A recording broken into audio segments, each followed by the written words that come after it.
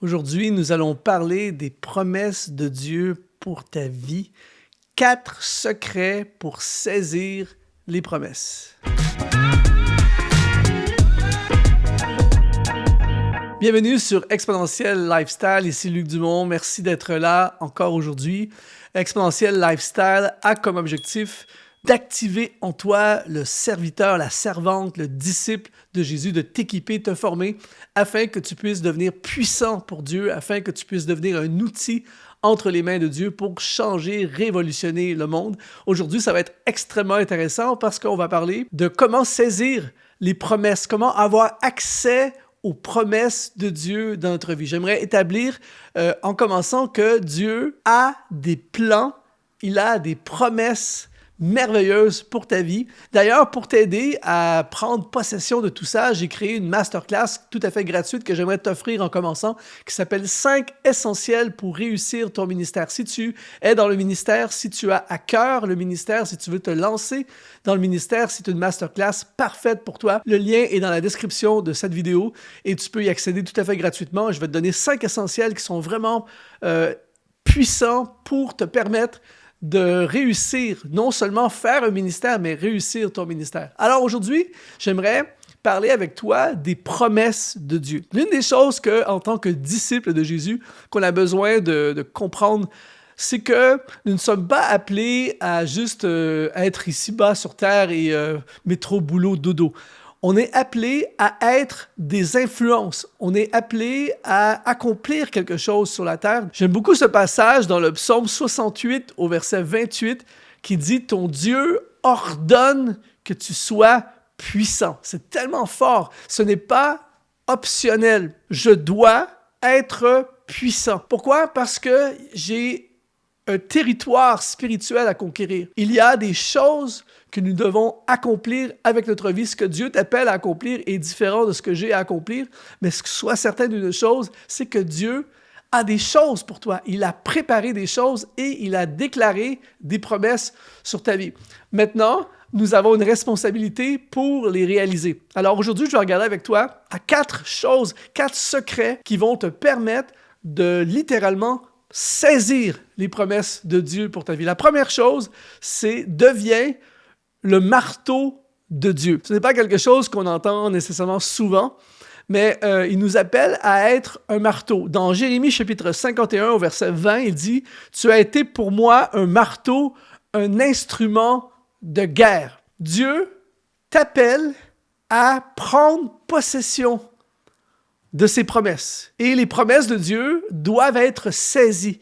On doit vraiment aller de l'avant et conquérir. C'est vraiment l'appel des enfants de Dieu. Quand Jésus a dit à ses disciples, allez faire de toutes les nations des disciples, il les a vraiment envoyés, entre guillemets, à la guerre. Et pour réussir ce combat, il faut avoir cette attitude de guerrier, cette attitude de conquérant, cette attitude, j'aime dire de warrior en anglais. C'est vraiment de se battre pour les promesses que Dieu a pour notre vie. Et pour ça, tu as besoin, nous avons besoin de marcher dans le surnaturel. Il y a un combat spirituel, c'est-à-dire qu'il y a un adversaire qui veut t'empêcher de vivre et de saisir les promesses de Dieu, parce que les promesses de Dieu, non seulement vont t'amener plus loin, mais vont bénéficier à plein de gens. Alors, on doit devenir ce genre de marteau, un instrument de guerre.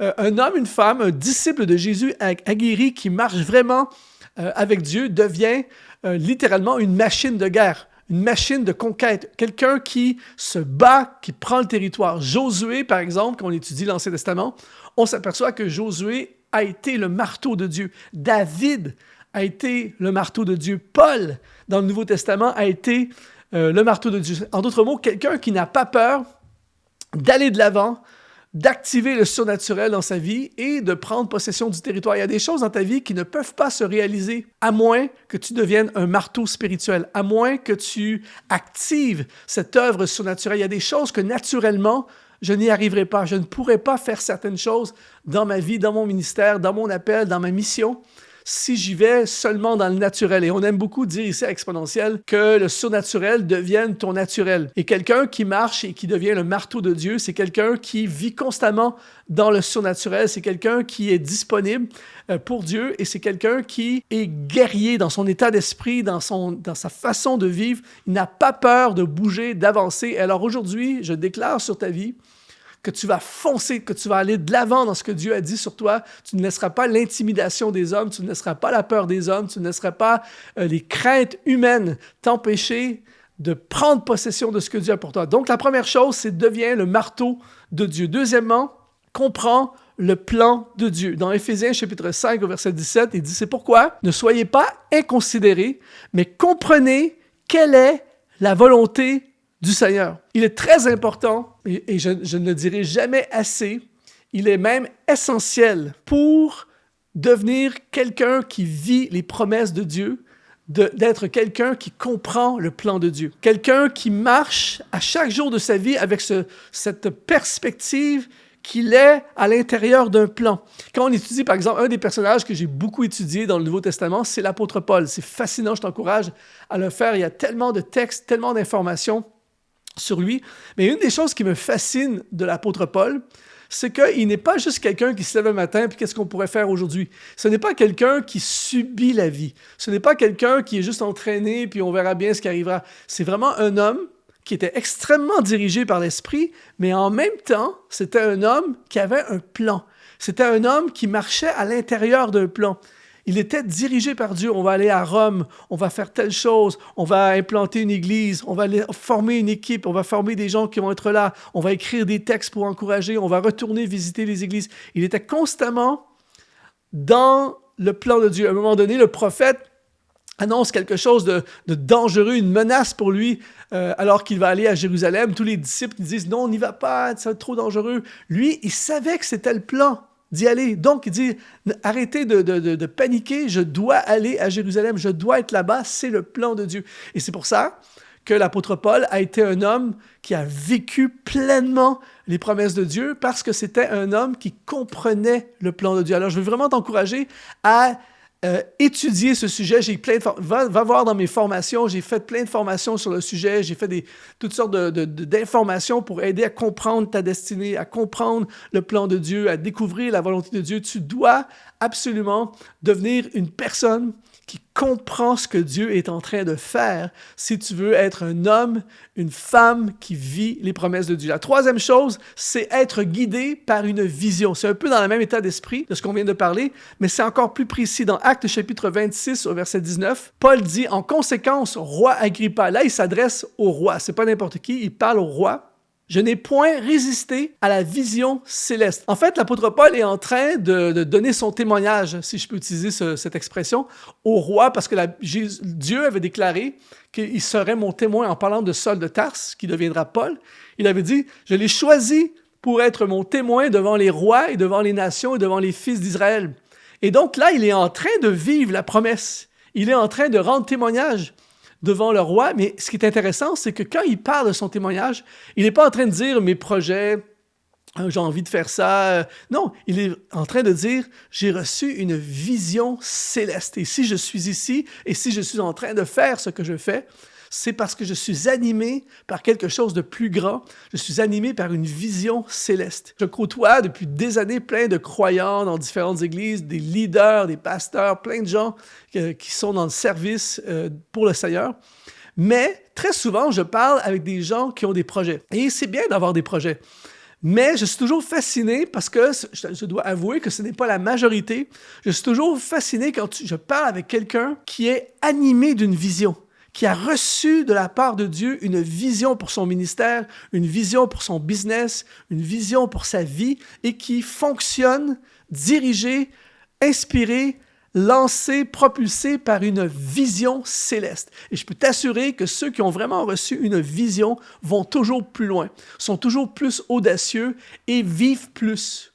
Pourquoi? Parce que la vision va les soutenir dans les moments de découragement. La vision va leur ouvrir des portes. La vision va leur donner le courage nécessaire, va leur donner la force. Alors aujourd'hui, je vais t'encourager, toi aussi, à chercher la vision céleste pour ma vie. Ne fais pas juste un choix d'études. Je vais étudier en médecine, je vais étudier en ingénierie.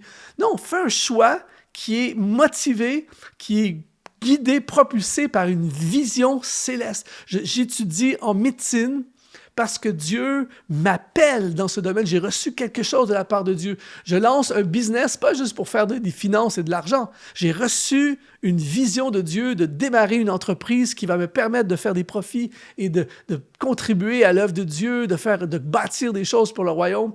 Tu vois la différence entre les deux? Alors, pour être une personne qui vit et qui saisit les promesses de Dieu, devient quelqu'un qui est animé par une vision. Dans l'Ancien Testament, on a le prophète Samuel. Dans 1 Samuel, chapitre 3, verset 1, ça dit « Le jeune Samuel était au service de l'Éternel devant Élie. » Et ça dit « La parole de l'Éternel était rare en ce temps-là et les visions n'étaient pas fréquentes. » Mais contrairement à ses contemporains, Samuel était connecté avec Dieu. Il a vécu des choses énormes avec Dieu. Pourquoi? Parce que c'était un homme qui était animé d'une vision. Et quand il est allé oindre, par exemple, le futur roi d'Israël, le jeune David, il n'est pas allé là-bas sous une impulsion humaine. Ce n'était pas un projet de comité. C'était une vision céleste de la part de Dieu qui a amené un shift complet sur la nation. Alors, c'est possible pour toi, c'est possible pour moi aujourd'hui de devenir ce genre de personnes qui vivent les promesses de Dieu, mais on doit devenir des hommes et des femmes de vision. Et la quatrième chose qui va te permettre de saisir les promesses de Dieu, c'est simple, c'est utilise tes dons. Je renseigne beaucoup sur ce sujet. Encore une fois, tu peux aller voir toutes mes formations sur exponentiel.net. On a plein de formations et je parle constamment de la puissance des dons. Tes dons sont la porte d'entrée pour ta destinée. Tes dons, c'est ce que Dieu t'a donné pour réaliser sa volonté. Il va toujours te demander d'accomplir quelque chose avec ta vie qui est connecté aux dons que tu as reçus.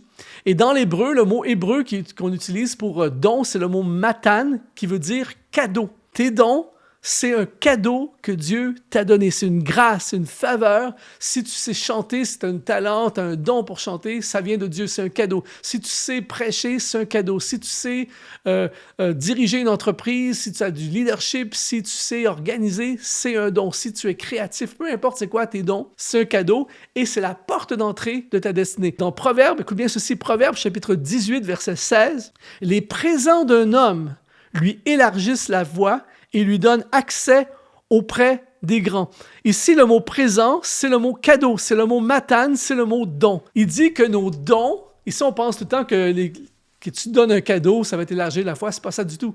Dans le texte, ça parle que ton cadeau, tes dons, ton don t'élargit la voie, te donne un accès. Si aujourd'hui tu décides de mettre en avant tes dons, de mettre au service de Dieu tes dons, d'investir dans tes dons, je t'assure, dans la prochaine année, quelque chose va arriver. Il y a des promesses qui vont s'activer, il y a des choses surnaturelles qui vont arriver, il y a des portes qui vont s'ouvrir, il y a des faveurs qui vont venir sur ta vie. Pourquoi? Parce que tes dons sont un des moyens que Dieu a choisi pour te donner accès à ses promesses. Tu veux vivre les promesses de Dieu, active tes dons.